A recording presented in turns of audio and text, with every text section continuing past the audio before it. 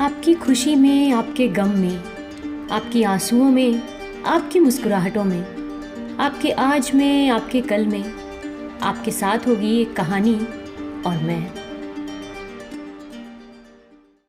नमस्कार दोस्तों, आप सभी का स्वागत है मेरे चैनल कथा सागर में। आज मैं आप सब लोगों के लिए सुभद्रा कुमारी चौहान जी की एक कहानी लेके आई हूँ जिसका शीर्षक है पापी पेट। ये कहानी अगर आपको अच्छी लगे तो इस वीडियो को लाइक, चैनल को सब्सक्राइब और इसे अपने दोस्तों में शेयर करना ना भूलिएगा। तो चलिए इस छोटी सी कहानी की शुरुआत करते हैं। आज सभा में लाठीचार्ज हुआ। प्रायः 5000 निहत्थे और शांत मनुष्यों पर पुलिस के 50 जवान लोहबंद लाठियां लिए हुए टूट पड़े। लोग अपनी जान बचाकर भागे, पर भागते भागते भी प्रायः 500 आदमियों को सख्त चोटें आईं और 3 तो बेहोश होकर सभा स्थल में ही गिर पड़े। 3-4 प्रमुख व्यक्ति गिरफ्तार करके जेल भेज दिए गए। पुलिस ने झंडे के विशाल खंभे को काटकर गिरा दिया और आग लगा दी। तिरंगा झंडा फाड़कर पैरों तले रौंद डाला गया। सबके हृदय में सरकार की सत्ता का आतंक छा गया। प्रकट रूप से विजय पुलिस की ही हुई। उनके सामने सभी लोग भागते हुए नजर आए और यदि किसी ने अपनी जगह पर खड़े रहने का साहस दिखलाया तो वो लाठियों की मार से धराशायी कर दिया गया। परंतु इस विजय के होते हुए भी उनके चेहरों पर विजय का सा उल्लास नहीं था, प्रत्युत ग्लानि ही छाई थी। उनकी चाल में आनंद का हल्कापन न था, वरन ऐसा मालूम होता था कि जैसे पैर मन भर के हो रहे हों। हृदय उछल नहीं रहा था, वरन एक प्रकार से दबा सा जा रहा था। पुलिस लाइन में पहुंचकर सिपाही लाठीचार्ज की चर्चा करने लगे। सभी को लाठीचार्ज करने, निहत्थे निरपराध व्यक्तियों पर हाथ चलाने का अफसोस हो रहा था। राम खिलावन ने अपनी कोठरी में जाकर अंदर से दरवाज़ा लगा लिया और लाठी को चूल्हे में जला दिया। उसकी लाठी से वार एक सुकुमार बालक के ऊपर पड़ा था जिसकी खोपड़ी फट गई थी। उसने मन में कहा, बेचारे निहत्थे और निरपराधों को कुत्तों की तरह लाठी से मारना, राम राम, ये हत्या किसके लिए? पेट के लिए? इस पापी पेट का तो जानवर भी भर लेता है, फिर हम आदमी होकर इतना पाप क्यों करें? इस 20 रुपल्ली के लिए ये कसाईपन? ना, अब तो ये ना हो सकेगा। जिस परमात्मा ने पेट दिया है वो अन्न भी देगा। लानत है ऐसी नौकरी पर। और दूसरे दिन नौकरी से इस्तीफ़ा देकर अपने देश को चला गया। थानेदार बरकतुल्ला लाठीचार्ज के समय चिल्ला चिल्ला कर हुक्म दे रहे थे, मारो सालों को, आए हैं स्वराज लेने, लगे खूब कस कस के। परंतु अपने क्वार्टर्स में पहुंचते पहुंचते उनका जोश ठंडा पड़ गया। वे ज़ुबान के खराब अवश्य थे, पर हृदय से उतने खराब न थे। दरवाजे के अंदर पैर रखते ही उनकी बीवी ने कहा, देखो तो ये गफूर कैसा फूट फूट कर रो रहा है। क्या किया है आज तुमने? बार बार पूछने पर भी यही कहता है कि अब्बा ने गोपू को जान से मार डाला। मेरी तो समझ में नहीं आता कि क्या हुआ। सुनते ही थानेदार साहब सर थाम कर बैठ गए। गोपाल बहुत सीधा और प्रेमी लड़का था। थानेदार का लड़का और गोपाल एक ही कक्षा में पढ़ते थे और दोनों में खूब दोस्ती थी। थानेदार और उनकी बीवी दोनों ही गोपाल को अपने लड़के की तरह प्यार करते थे। थानेदार को बड़ा अफसोस हुआ। बोले, आग लगे ऐसी नौकरी में। गिरानी का ज़माना है, वरना मैं तो इस्तीफ़ा देकर चल देता। पर करें तो क्या करें? घर में बीवी बच्चे हैं, बूढ़ी माँ है, इनका निर्वाह कैसे हो? नौकरी बुरी ज़रूर है, पर पेट का सवाल उससे भी बुरा है। आज 60 रुपये माहवार मिलते हैं। नौकरी छोड़ने पर कोई 20 रुपल्ली को भी न पूछेगा। पापी पेट के लिए नौकरी तो करनी ही पड़ेगी। पर हाँ, इस हाय हत्या से बचने का एक उपाय है। 3 महीने की मेरी छुट्टी बाकी है। 3 महीने बहुत होते हैं, तब तक ये तूफ़ान निकल ही जाएगा। ये सोचकर उसने छुट्टी की दरखास्त दूसरे ही दिन दे दी। उधर कोतवाल बख्तावर सिंह का बुरा हाल था। मारे रंज के उनका सिर दुखने लगा था। बख्तावर सिंह राजपूत थे। उन्होंने टॉड का राजस्थान पढ़ा था। राजपूतों की वीरता की फड़काने वाली कहानियाँ उन्हें याद थीं। चित्तौड़ के जौहर, जयमल और फत्ता के आत्म बलिदान और राणा प्रताप की बहादुरी के चित्र उनके दिमाग में रह रहकर चमक उठते थे। सोचते थे कि मैं समस्त राजपूत जाति की वीरता का वारिस हूँ। उनका सदियों का इकट्ठा किया हुआ गौरव मुझे प्राप्त है। मेरे पूर्वजों ने कभी निहत्तों पर शस्त्र नहीं चलाए, किंतु मैंने आज ये क्या कर डाला। ऐसे मारने से तो मर जाना अच्छा है, पर पापी पेट जो न कराए सो थोड़ा। इसी संकल्प विकल्प में पड़कर उन्होंने रात को भोजन भी नहीं किया। आखिर भोजन करते भी तो कैसे? उस घायल बच्चे का रक्त रंजित कोमल शरीर, उसकी सकरुण चित्कार और उसकी हृदय को पिघला देने वाली बेधक दृष्टि का चित्र उनकी आंखों के सामने रह रह कर खींच जाता था। उसकी याद उनके हृदय को टुकड़े टुकड़े किए डालती थी। इस प्रकार दुखते हुए हृदय को दबाकर वो कब सो गए, कौन जाने। सवेरे उठने पर उन्हें याद आई कि कल ही जो उन्होंने तनख्वाह के 300 रुपये मिले थे, उसे वे कोट की जेब में ही रखकर सो गए थे। कहीं किसी ने निकाल न लिए हों। इस ख्याल से झटपट उन्होंने कोट की जेब में हाथ डाला और नोट निकाल कर गिनने लगे। एक एक करके गिने। 100-100 के 3 नोट थे। उन पर सम्राट की तस्वीर बनी थी और गवर्नमेंट की तरफ से किसी के हस्ताक्षर पर यह लिखा था कि मैं मांगते ही 1 रुपया देने का वायदा करता हूँ। रुक्का इंदुल तलब प्रॉमिसरी नोट मांगते ही 100 रुपये। इसी प्रकार 1, 2, 3, एक ही महीने में 300, एक वर्ष में 3600, 3600, 30 वर्ष में 1,08,000। हर साल तरक्की मिलेगी, फिर 30 साल के बाद पेंशन, और ऊपर से इसी उधेड़-बुन में थे कि इतने में ही टेलीफोन की घंटी बजी। वो चट से टेलीफोन के पास गए, बोले, हेलो। उधर से आवाज़ आई, डीएसपी, और आप कौन हैं?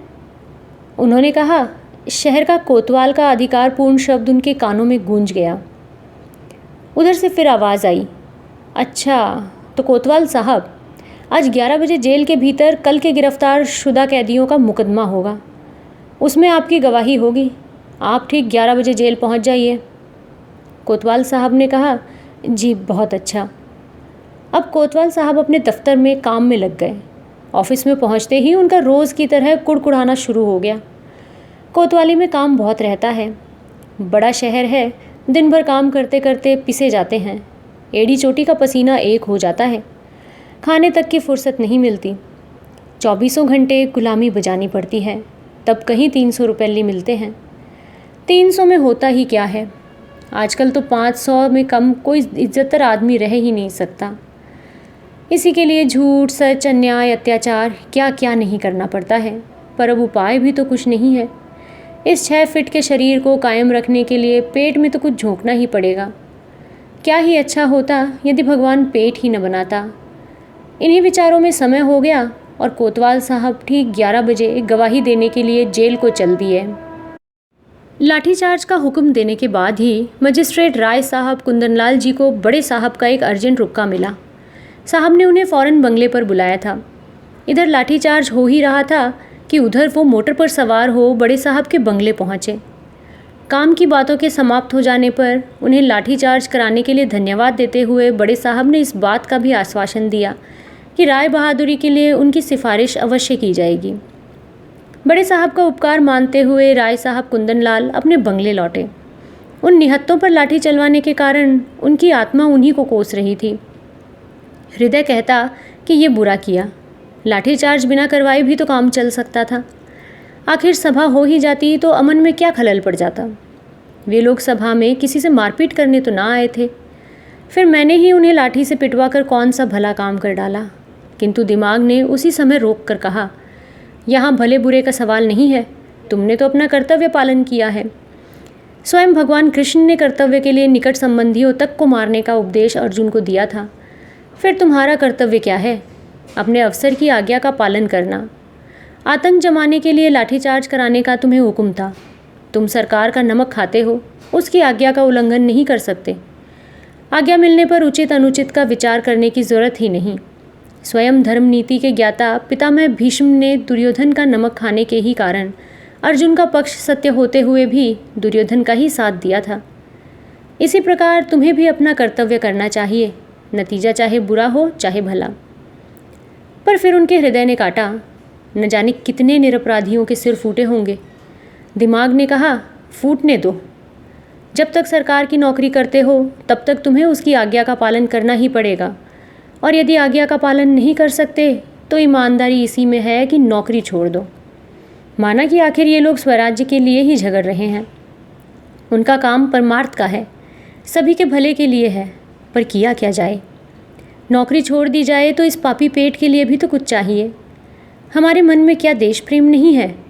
पर खाली पेट देश प्रेम नहीं हो सकता। आज नौकरी छोड़ दें तो क्या स्वराज्य वाले मुझे 600 रुपये दे देंगे? हमारे पीछे भी तो गृहस्थी लगी है, बाल बच्चों का पेट तो पालना ही है। इसी प्रकार सोचते हुए वो अपने बंगले पहुँचे। घर पहुँचने पर मालूम हुआ कि पत्नी अस्पताल गई हैं। लाठी कांड में लड़के का सिर फट गया है। उनका कलेजा बड़े वेग से धड़क उठा। उनका एक ही लड़का था। तुरंत ही मोटर बढ़ाई, अस्पताल जा पहुँचे। देखा कि उनकी स्त्री गोपू को गोद में लिए बैठी आंसू बहा रही है। गोपू के सिर में पट्टी बंधी है और आंखें बंद हैं। उन्हें देखते ही पत्नी ने पीड़ा और तिरस्कार के स्वर में कहा, ये है तुम्हारे लाठीचार्ज का नतीजा। उनका गला रुंध गया और आंसू भी वेग से बह चले। राय साहब कुंदनलाल के मुंह से एक शब्द भी न निकला। इतने ही में डॉक्टर ने आकर उन्हें सांत्वना देते हुए कहा, कोई खतरे की बात नहीं है, घाव गहरा ज़रूर है पर इससे भी गहरे गहरे घाव अच्छे हो जाते हैं, आप चिंता मत कीजिए। राय साहब ने पत्नी से पूछा, आखिर तुमने इसे वहाँ जाने ही क्यों दिया? पत्नी ने कहा, तो मुझसे पूछ के थोड़ी गया था वहाँ। रात भर गोपू बेहोश रहा और दूसरे दिन भी बेहोशी दूर न हुई। दूसरे दिन 11 बजे जेल में मुकदमा होने वाला था, परंतु न्यायाधीश ठीक समय पर न पहुँच सके। आज सज़ा सुनानी थी। मामला था एक 13 साल की बालिका को बेचने के लिए भगा ले जाने का। जुर्म साबित हो चुका था।